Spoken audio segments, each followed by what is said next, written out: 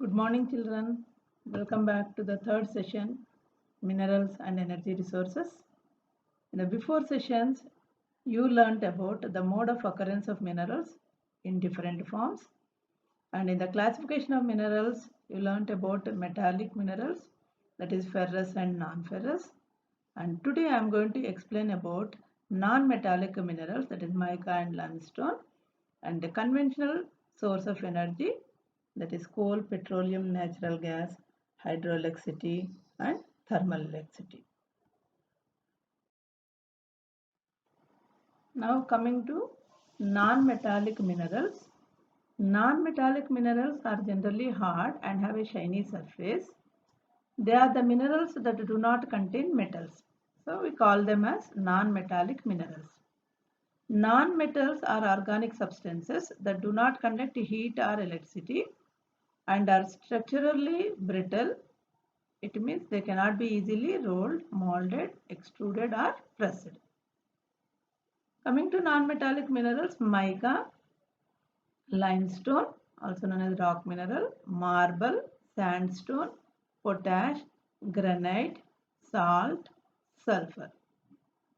Children, I think you have an idea about marble flooring and all. Usually in houses we will see granite stones in the kitchen platforms and all, salt and all. So today I am going to explain about mica and limestone. Non-metallic minerals, mica. Mica is a mineral made up of a series of plates or leaves. It can be clear, black, green, red, yellow or brown. It splits easily into thin sheets. You can see here mica, how it forms into layers like a series of plates. Very thin sheets.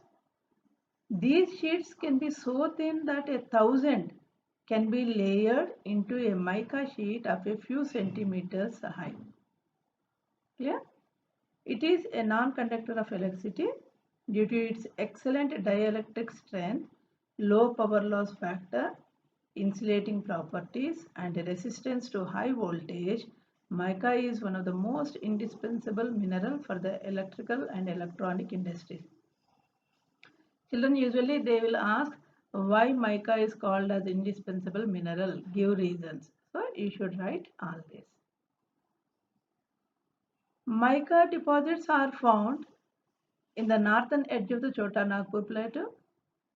Koderma, Gaya, Hazaribagh belt of Jharkhand is the leading producer. In Rajasthan, the major mica producing areas is around Ajmer. Nellore mica belt of Andhra Pradesh is also an important producer in the country. Coming to uses of mica, it is used in paints as a pigment extender and also helps to brighten the tone of colored pigments. In the electrical industry, the same as thermal insulation and electrical insulators in electronic equipments. Its shiny and glittery appearance makes it ultimate for toothpaste and cosmetics. Is it clear? Non-metallic mineral, limestone. You can see here limestone mining, and this is limestone. Coming to properties of limestone, limestone is found in association with the rocks composed of calcium carbonates or calcium and magnesium carbonates. Basic raw material for cement industry and essential for smelting iron ore in blast furnace. It is used as a basic raw material for cement industries. See, for constructions we need cement, right? So this limestone is act as a basic raw material for cement industries. It is grey or yellow in color, found in sedimentary rocks of most geological formations. Rough but soft, easily breakable. Now coming to uses of limestone, it is used as a raw material in cement industry, as already I said. It is used in the purification of molten glasses, used to remove impurities from molten iron, used in concrete and is an excellent building stone for humid regions. Is it clear?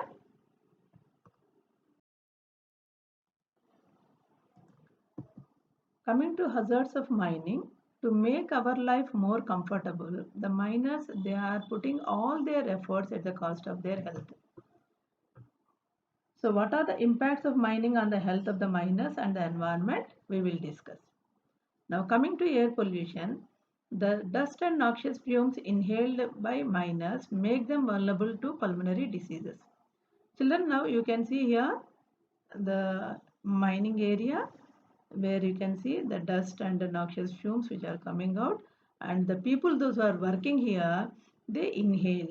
So when they inhale, they are vulnerable to pulmonary diseases, that is the lung diseases.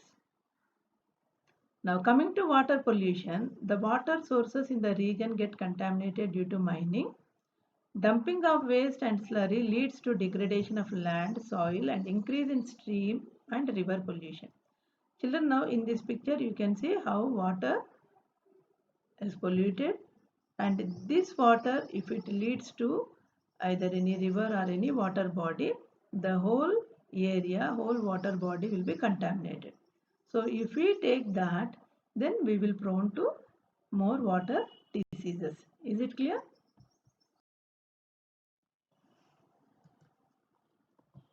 Coming to hazards of mining, fire in mines and roof collapse. The risk of collapsing mine roofs, inundation and fires in coal mines are a constant threat to miners. Children, here you can see fire in the mining area. People are unable to move neither this side nor that side. And in this picture you can see the roof collapse. Here also the people who are working inside, they will be left over there.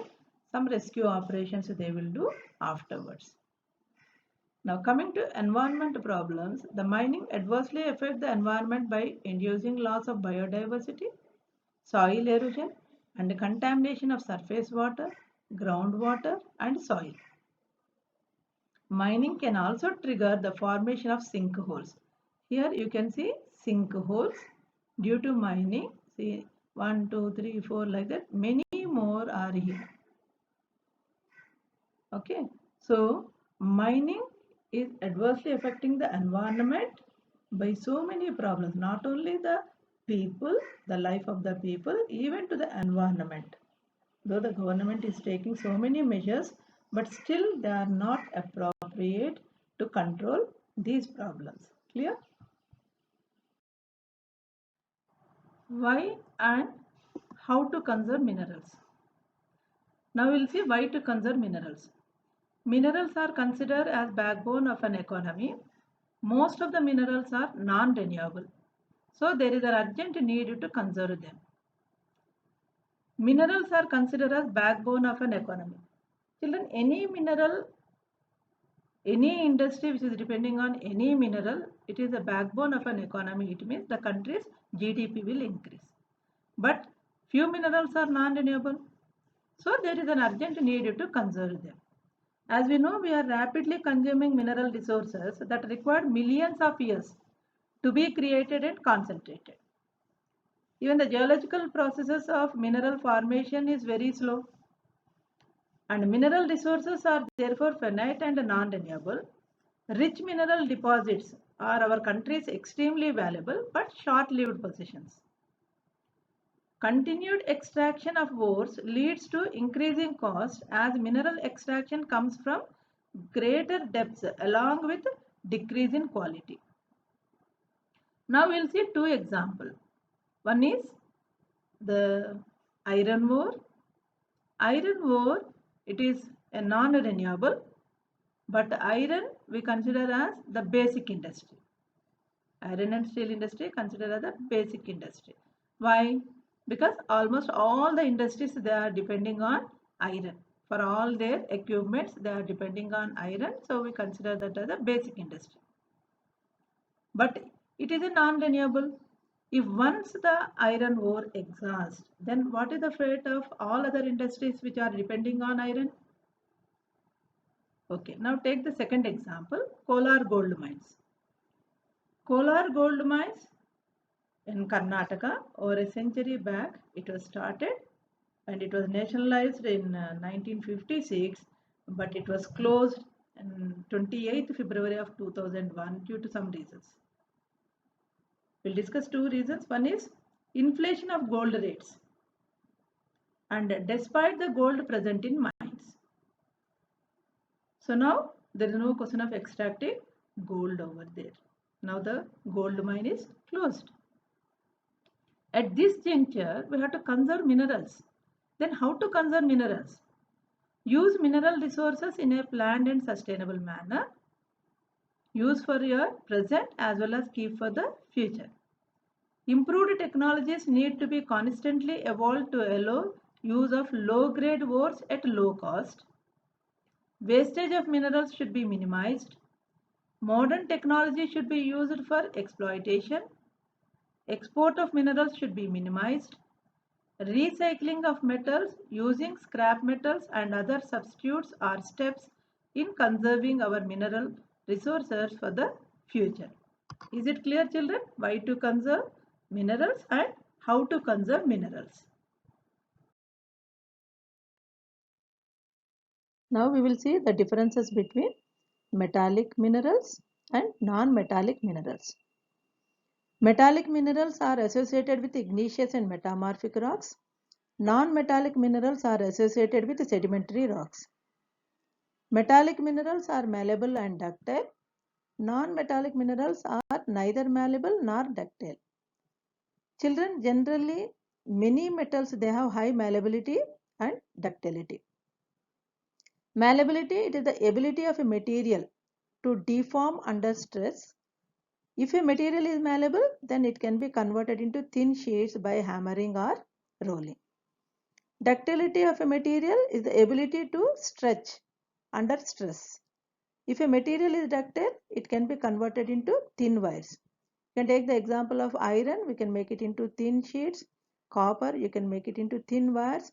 Along with that, even gold and silver are more malleable and ductile. That is the reason we can make it into very thin and for making ornaments and using for different purposes.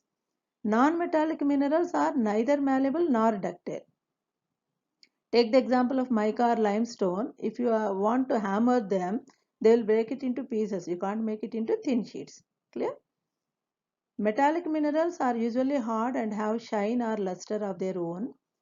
Non-metallic minerals are not so hard and have no shine or luster of their own.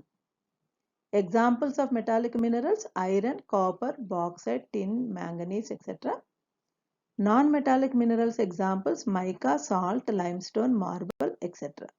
Is it clear? Now coming to energy classification. It has classified into two: conventional and non-conventional. Under conventional, petroleum, coal, natural gas, hydroelectricity and thermal electricity. Under non-conventional, atomic energy, wind power, tidal energy, solar energy, biogas and geothermal energy. Along with this, firewood and cattle dung cake are most common in rural India. According to one estimate, more than 70% energy requirement in rural households is met by these two, firewood and cattle dung cake. Continuation of these is increasingly becoming difficult due to decreasing the forest area. Moreover, using dung cake too is being discouraged because it consumes most valuable manure which could be used in agriculture. Children, now we will go in detail about the conventional source of energy, right? Coming to conventional source of energy, coal. Now we will see the location, properties and uses of coal. See children, these are the coal mines. See the people how they are struggling to make our life more comfortable. Now we will see the location. Neyveli in Tamil Nadu, Singareni in Telangana, Talcher in Odisha, Bokaro and Jharia in Jharkhand, Korba in Chhattisgarh, Raniganj in West Bengal, etc. In India, coal is the most abundantly available fossil fuel. It provides a substantial part of the nation's energy needs. India is highly dependent on coal for meeting its commercial energy requirements. In India, coal occurs in rock series of two main geological ages, namely Gondwana, a little over 200 million years in age, and in tertiary deposits which are only about 55 million years old. The major resources of Gondwana coal, which are metallurgical coal, it is located in Damodar Valley, that is West Bengal, Jharkhand. Jharia, Raniganj, Bokaro are important coal fields. The Godavari, Mahanadi, Son and Wardha valleys are also contain coal deposits.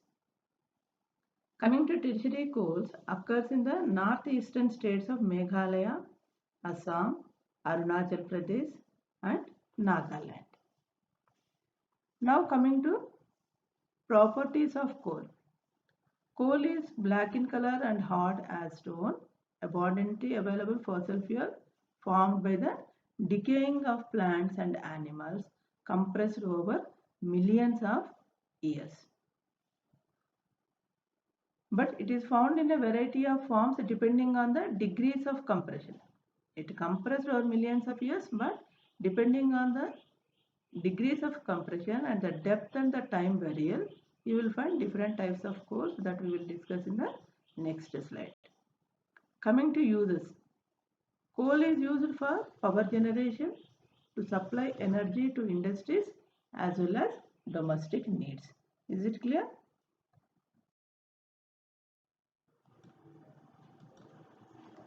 Now, types of coal. Coal is found in a variety of forms depending on the degrees of compression and the depth and time of burial. In India, we will find three types of coal. One is anthracite, bituminous and lignite. Now coming to anthracite, it is the most popular coal in commercial use. It is the most metamorphosed type of coal. It is often referred as the highest quality hard coal. Compact variety of coal, it has a submetallic luster.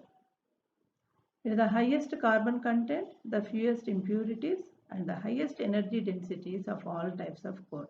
That is the reason anthracite is ranked as the highest of coal varieties in India. Now the second one, bituminous. Coal has been buried deep and subjected to increased temperatures. Commonly used in industries, it is the most popular coal in commercial use. Metallurgical coal is high-grade bituminous coal which has a special value for smelting iron in blast furnaces. Now the last category, that is the lignite, formed by decaying plants in swamps, produce peat which has low carbon and high moisture contents and low heating capacity. So it is considered as a low grade soft brown coal. It is used for generation of electricity. The principal lignite reserves are in Neyveli in Tamil Nadu. Is it clear?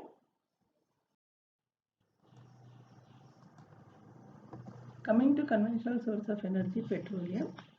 Petroleum or mineral oil is the next major energy source in India after coal. Now we'll see location. About 63% of India's petroleum production is from Bombay High. 18% from Assam. Ankleshwar is the most important field of Gujarat. Assam is the oldest oil producing state of India. Digboi, Naharkatia and Moran Agrizan are the important oil fields in this state.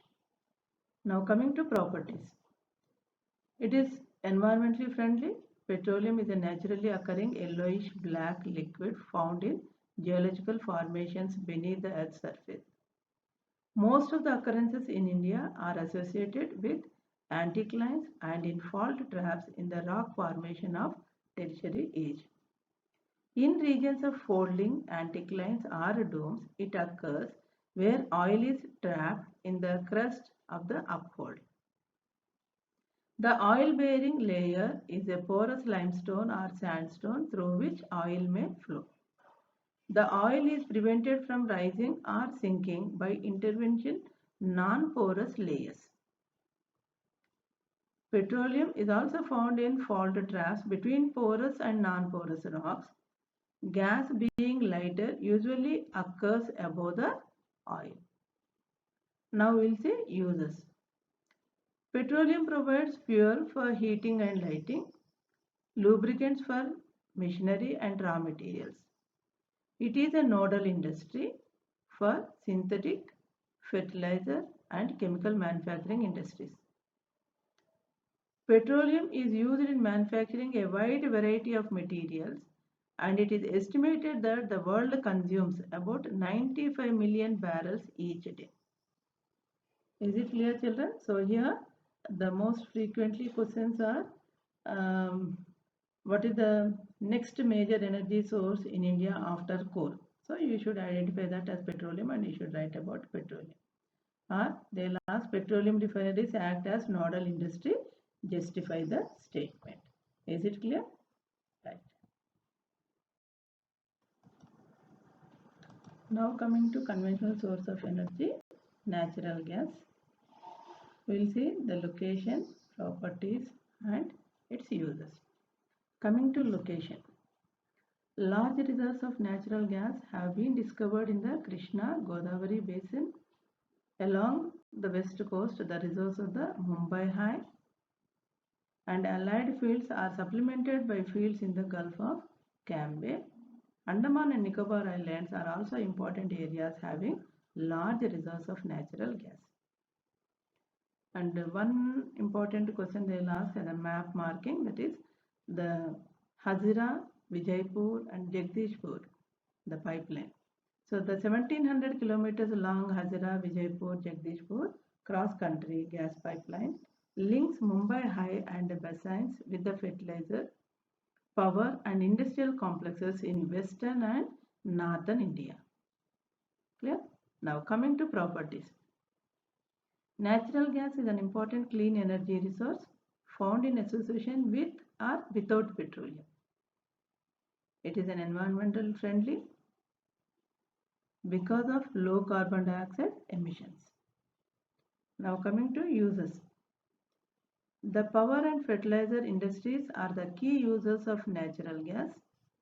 It is used as a source of energy as well as an industrial raw material in the petrochemical industry. The compressed natural gas used for vehicles to replace liquid fuels is gaining wide popularity in the country. Is it clear? Now coming to conventional source of energy, electricity. Under this we will see today hydroelectricity.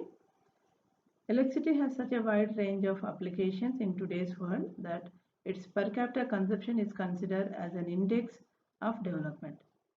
Electricity is generated mainly in two ways. One is hydroelectricity and one is thermal electricity. By running water which drives hydro turbines to generate hydroelectricity. Hydroelectricity is generated by fast flowing water which is a renewable resource. Hydroelectricity power plants are there on most of the rivers. Coming to the major ones, the Bakranangal, Damodar Valley Corporation, Nagarjuna Sagar, Kopili Hydel project, etc. Coming to properties, it is generated with the flow of water because water is a renewable resource. Coming to uses, it is the main source of energy. See children, this is the dam, Nagarjuna Sagar Dam. Maybe you saw this. See, this is stored water and these are the gates they open and they will generate with permission. If you get a permission, then you can go inside and you can see how these turbines are moving and how the electricity is generated. Is it clear? Now coming to conventional source of energy, thermal electricity. Thermal electricity, there are over 300 thermal power plants in India. Leaving few states, most of the states we have thermal power plants. Starting from Delhi, Faridabad and Harzganj, Panki in Uttar Pradesh, Baruni in Bihar, Namrup in Assam, Durgapur in West Bengal, Chandrapura in Jharkhand, Talcher in Orissa, and Korba in Chhattisgarh, Neyveli in Tamil Nadu region, or Urn in Maharashtra, Amarkantak in Madhya Pradesh, Sabarmati in Gujarat, and Ramagundam in Telangana areas. Coming to properties, generated by burning coal, petroleum and natural gas. It uses non-renewable fossil fuels for generating electricity. If you see coal, the non-renewable fossil fuel, coal, petroleum and natural gases.